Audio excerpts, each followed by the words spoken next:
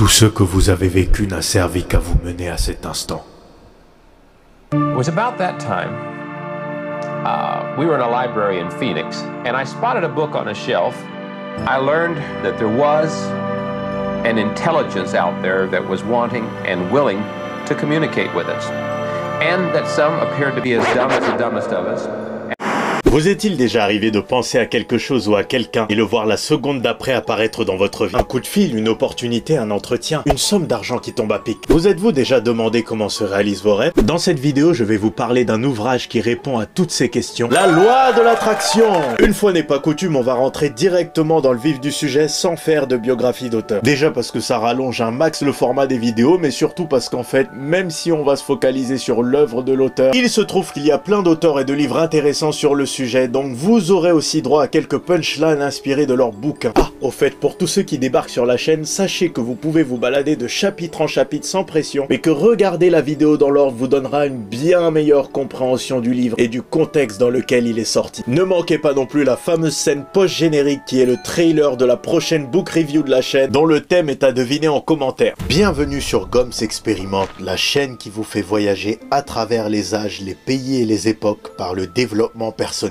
Et sans plus attendre, let's Goms! Il y a des millénaires, des hommes ont convenu et constaté certaines récurrences dans la psyché humaine et la répétition étrange d'événements qui coïncidaient les uns avec les autres. Ils en ont dégagé 3 lois majeures qui ont inspiré les plus grands philosophes, érudits savants et hommes de science. Ces lois qui existeraient depuis la nuit des temps s'appliqueraient à notre vie que l'on y croit ou non, et quelle que soit notre volonté. Quelles sont-elles et qu'impliquent-elles? Quels bouleversements peuvent-elles apporter dans notre vie une fois que l'on en prend conscience? Le résumé de l'ouvrage auquel vous allez assister constitue un des ensembles des croyances les plus controversées dans l'univers du développement personnel.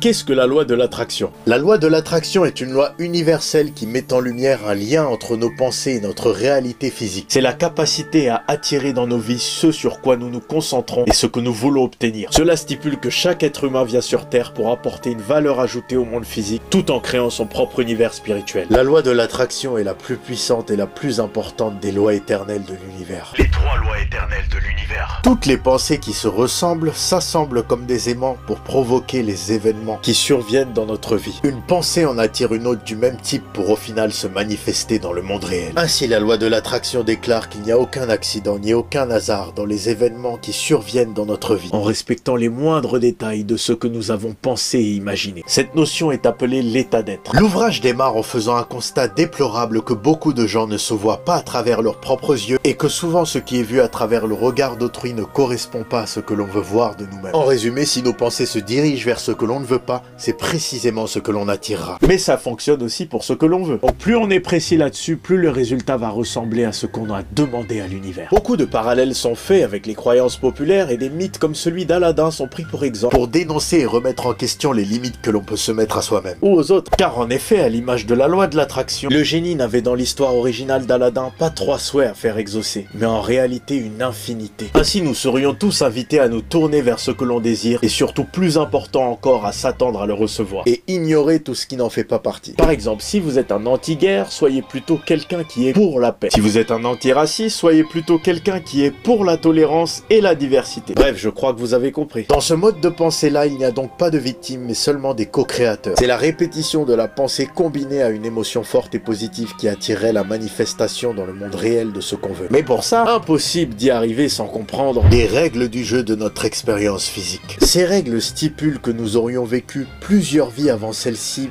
mais que l'on ne s'en rappellerait pas pour ne pas perturber l'expérience de vie qui est en cours. Et pour pouvoir, par la même occasion, explorer de nouvelles choses, voire en résoudre d'anciennes. Il faudrait alors plutôt se concentrer sur ce que l'on désire être plutôt que ce qu'on désire avoir pour accomplir. Et pour ça, avoir accès à la seconde loi éternelle de l'univers. La loi de la création délibérée. Lorsque vous pensez à quelque chose, vous commencez à le créer. Et plus vous nourrissez ces pensées par la répétition, plus cette chose vous arrivera vite. A contrario, si vous cessez d'y penser, le processus est interrompu. Là où la majorité des êtres humains créeraient par défaut et par routine. Ici, on s'attend à ce que le positif arrive comme on attend un courrier ou une livraison Uber Eats. On sait qu'il arrivera quoi qu'il arrive, mais on ne sait pas quand et comment. Grosse erreur que font la plupart des gens est de mettre une opposition à leurs désirs. Ça marche aussi quand on parle de nos projets à quelqu'un qui n'y croit pas ou qui s'en fout. Et même dans des choses comme la maladie. Les hôpitaux, par exemple, seraient en fait en grande partie remplis de gens qui compensent par l'action physique de se guérir pour compenser des pensées négatives liées à une mauvaise image qu'ils ont semée dans leur esprit pendant trop longtemps et qui oublieraient qu'en réalité nous sommes plus qu'un corps physique. Pour y remédier, les auteurs proposent de créer une bulle intérieure qu'ils appellent l'atelier de création délibérée. L'atelier de création délibérée peut être un endroit isolé, une chambre, une cabane où l'on souhaite se réfugier pour noter et se focaliser de manière concrète et consciente sur un objectif. En effet, dans un monde qui aime à nous rappeler ce qu'est la réalité, il est important d'avoir un ou plusieurs moments à soi pour pouvoir se raccrocher à ses rêves perso. La loi de la permission. La loi de la permission apporte la liberté absolue dans l'expérience physique de vie. Et si on devait la résumer en une phrase, ce serait « Je suis ce que je suis et j'accepte de permettre à tous les autres d'être ce qu'ils sont ». Mais attention, être permissif ne veut pas dire être tolérant et tout laisser passer. Nous avons tendance à penser à tort que si nous laissons les autres se comporter de telle ou telle façon, cela va empiéter sur notre environnement. Mais c'est faux. Ce que ces gens ne comprennent pas, c'est que l'expérience de l'un ne peut en aucun cas s'infiltrer dans celle d'un autre, à moins de l'avoir acceptée. L'intention par segment. L'intention par segment, pour la faire court, consiste à compartimenter ses intentions et ses objectifs en fonction du secteur de vie concerné, de l'activité ou de la phase de la journée. Ce qui permet de planifier le terrain et de le laisser ouvert à la manifestation que l'on veut attirer dans notre vie. S'il n'y a pas d'intention précise pour un segment donné, alors le segment de vie sera vécu en fonction des pensées qui étaient là par défaut, autrement dit en fonction de nos habitudes et de nos croyances de base sur le sujet. Vous l'aurez donc compris.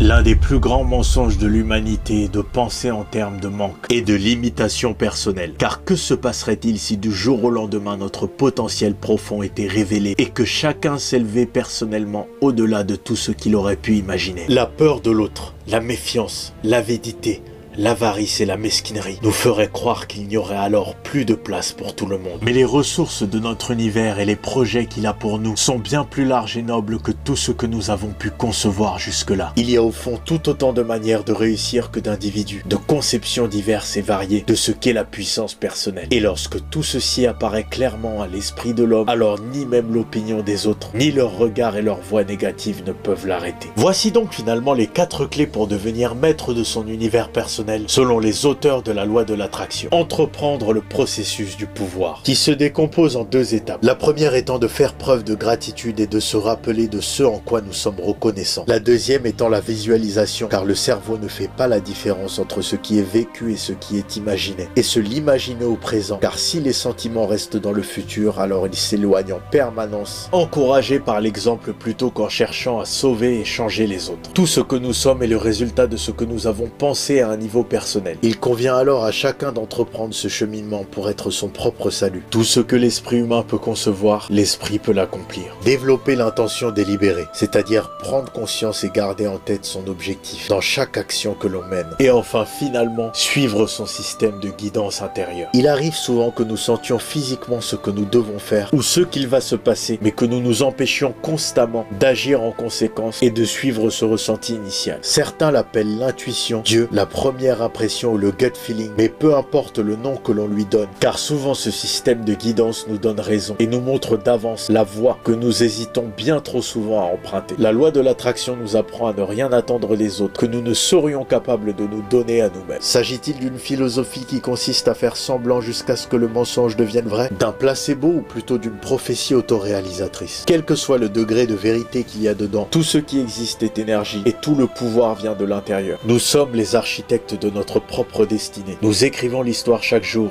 la plume est dans notre main et le dénouement sera celui que nous choisirons.